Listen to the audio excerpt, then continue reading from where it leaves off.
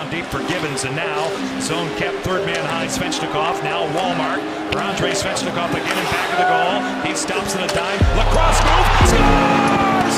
What a goal! Andrei Svechnikov reaches into those bag of tricks for some magic here in the third period.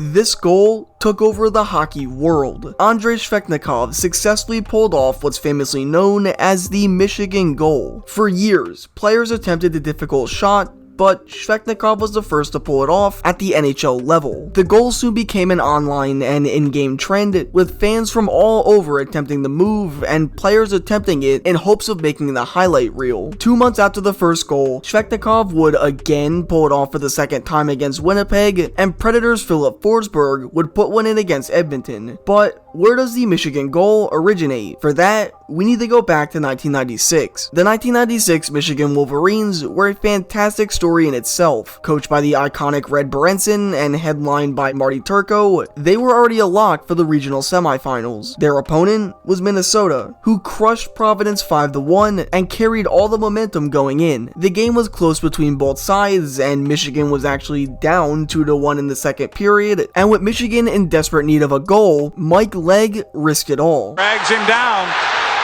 Nothing called, and Michigan still scrambling. It's a goal.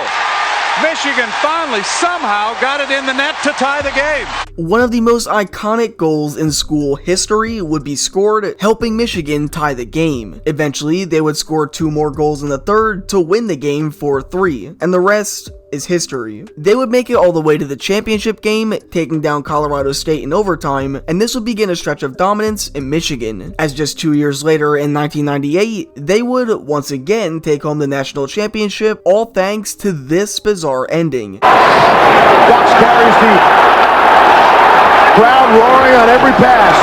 Shot! Score! It's Michigan! It's Josh Langfeld!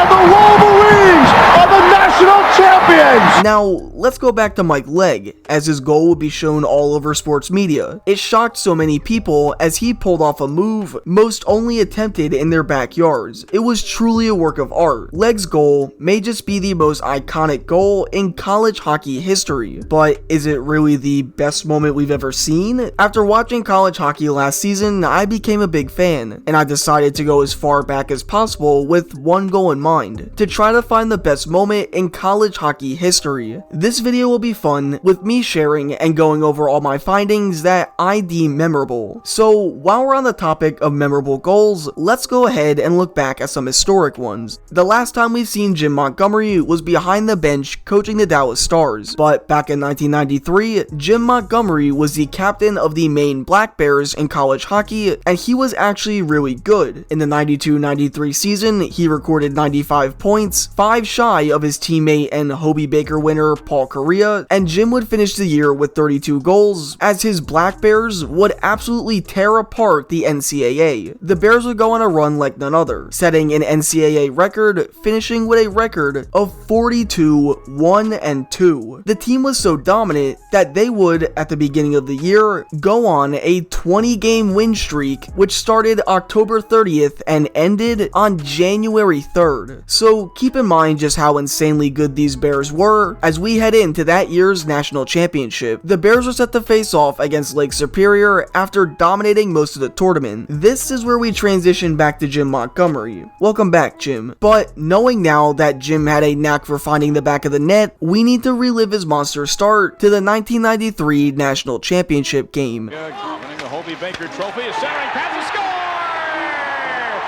Pass just can't connect, and a couple of competitors will bury the board to score! Maine has tied it up! Momentum turns, missed the mold, goes the other way. Paul Kariya breaking it, look at he scores!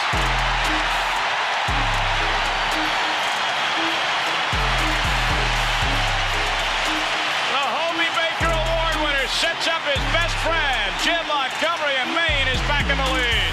Second, one more shot maybe. Maine is going to win their first ever national championship.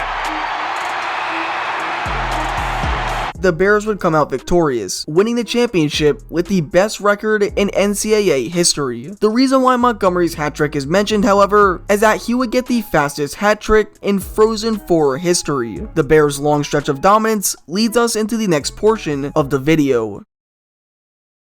While we're on the topic of long things, let's talk extremely long waits. We're talking droughts, games, records, anything you had to wait extremely long to witness, this is the section for you. So why not start off with the obvious choice, North Dakota versus Minnesota. Before this game took place, the longest game in Frozen 4 history was in 1995, when Maine beat Michigan in 3 overtimes, but the longest title game was in 4 overtimes in 1984. No one was prepared, however, to stay up till almost 2 in the morning to watch this battle occur. Now, mind you, this wasn't a Frozen 4 or even a title game. This was simply to get into the Frozen 4. For the first 2 periods, it remained deadlocked at 0, until 80 seconds into the third, where Minnesota would strike twice, only for North Dakota to tie it up in a matter of 47 seconds. Minnesota's goaltender played out of this world, but what I specifically remember was Minnesota's goaltender late into the 4th overtime played for so long that he began to cramp up, having to be taken out of the game and being replaced by sophomore Ryan Fanti. I was looking for a team to root for at the time, and it honestly stressed me out watching a goaltending swap so deep into a do-or-die game, but the move paid off, as finally, in the 5th overtime, Bulldogs' Luke Milmock would break loose, delivering the dagger. Minnesota would move on and lose in the Frozen 4 to the eventual champions in UMass, but they were able to win and end the longest game in NCAA tournament history, a record that'll most likely be held for a very long time. Now that we talked about the longest game ever, why not mention the longest game ever without a single goal being scored? And for this moment, we need to highlight a certain player, freshman Jack Skilly. Skilly made the immediate impact with the University of Wisconsin, leading all Badger freshmen in scoring, finishing with 12 goals and 7 assists for 19 points. He also finished 8 in team scoring as well. His Wisconsin Badgers would make it to the tournament and were set to face off against Cornell University in the Midwest Regional Final. Throughout the first period, it would remain deadlocked at 0, and so would the second period, and the third, and the first overtime period. Eventually, the game would enter a 3rd overtime with both teams still without a goal, but then 11 minutes and 33 seconds into the 3rd overtime, freshman Jack Skilly would deliver the dagger. So here's a shot, they score!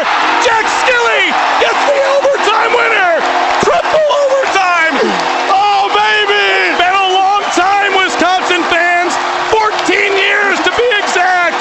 Get ready, Milwaukee! The Badgers are on their way to the Frozen 4! He would help his top-seeded Badgers advance to their first Frozen 4 since 1992 and would end the longest scoreless game in tournament history. Truly historic. Perhaps my favorite moment in today's video brings us back to the 2009 National Championship game between the Boston University Terriers and the Miami Redhawks. This game is a forever classic, as late in the 3rd period, the Terriers would orchestrate one of the craziest comebacks in tournament history. With freshman goaltender Kieran Miller on the bench, BU trailed 3-1 with 3 minutes and 23 seconds remaining. The net would be pulled for 2 straight minutes, with the Terriers still down by 2, but as soon as the clock struck 1 minute remaining, Boston University pulled off the impossible. Boston University with the extra skater getting chances, yet takes it behind the net, dropped it off, backhander, save made, held the post, rebound in the middle, they score! I think McCarthy, there were 3 Terriers, and it is a 3-2 game with 59.5 left. Is on the move, off the near side, Warsofsky, centering, backhander, Wilson wide, rebound held onto, 20 seconds, in the middle, pass, score! Unbelievable! Boston University has scored 2 goals in the last minute and has tied this game at 3. This moment will forever be iconic in Boston. With 17 seconds remaining, Nick Bonino would tie it up 3 apiece. Teammate and that year's Hobie Baker winner, Matt Gilroy, stated, quote, "Once we got that, I think the whole bench knew it was ours." That goal eventually set the stage for Colby Cohen's game winner, giving the Terriers the national championship. Let them score! Cohen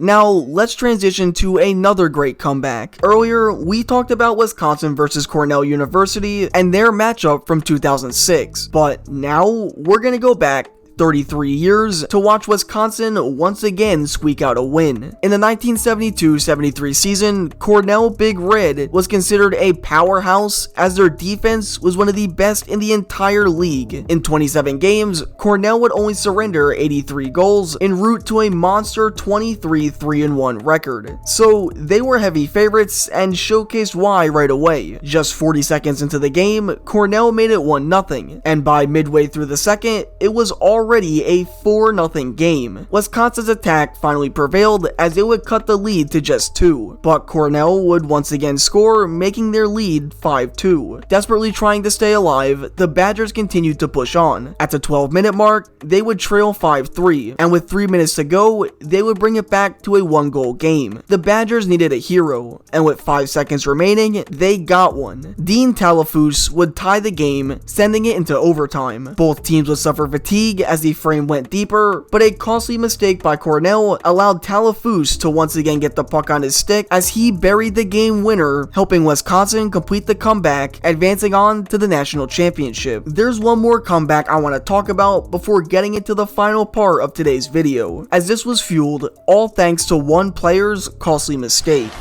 Breezy back, in it goes. Connor catches, he'll leave. Oh, it's in! Oh my God!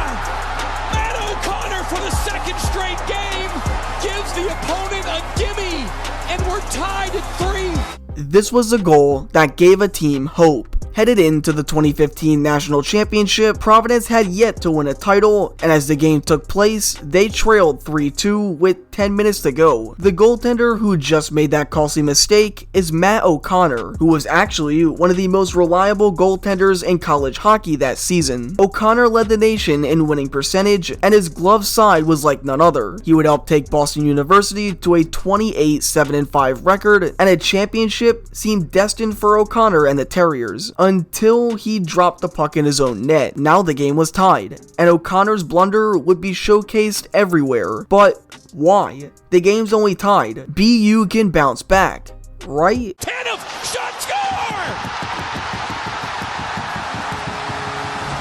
score! They blew it. Matt O'Connor cost Boston University the national championship, and because of it, Providence was able to capture their first ever championship in a historically bizarre fashion. Little Rhodey! Big man on campus!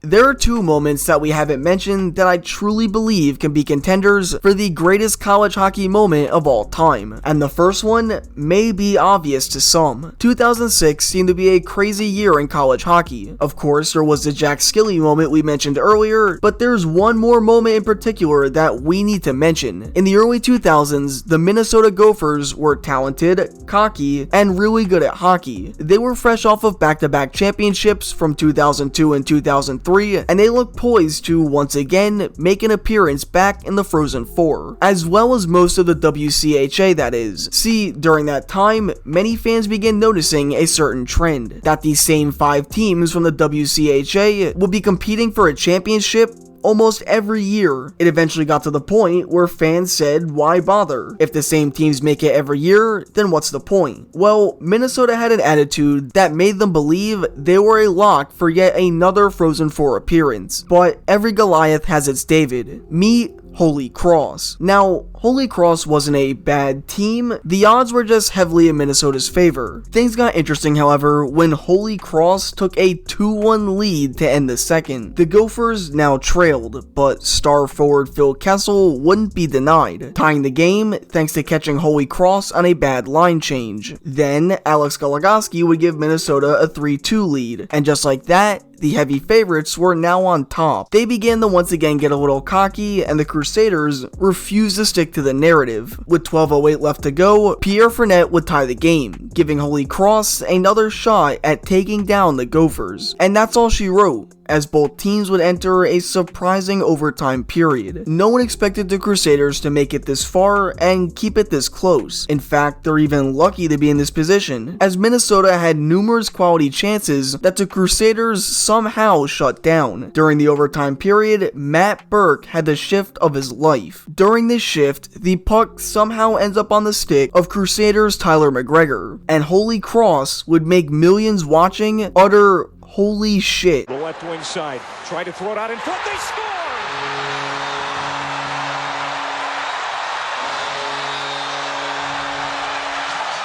Holy Cross did it. They took down the powerhouse Gophers and ended the WCHA narrative. They were able to take down Goliath, and to this day, there's been no greater upset in college hockey history that can compare to the Crusaders' shocking win. Unfortunately, they would lose out to Jonathan Tay's North Dakota team in the following round, but at that point, Holy Cross already created a legacy of their own. Now, for this last moment, this may be cheating, but it did include college players. I don't even really need to explain it, so I'll let the clip speak for itself. 5 seconds left in the game. Do you believe in miracles? Yes!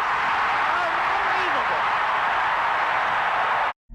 When asking a question such as what is the greatest moment in Enter Sports history, it really comes down to perspective. Hence why throughout the video, I never truly ranked these selections. In fact, there may be some that I missed that you all believe may be the greatest moment of all time. And that's the point of the video, to look back at all of college hockey's most memorable moments, allowing you, the viewer, to come up with your own perspective, to allow you to get a taste of how exciting college sports can really be. So the question still stands, and the answer is for you all to decide.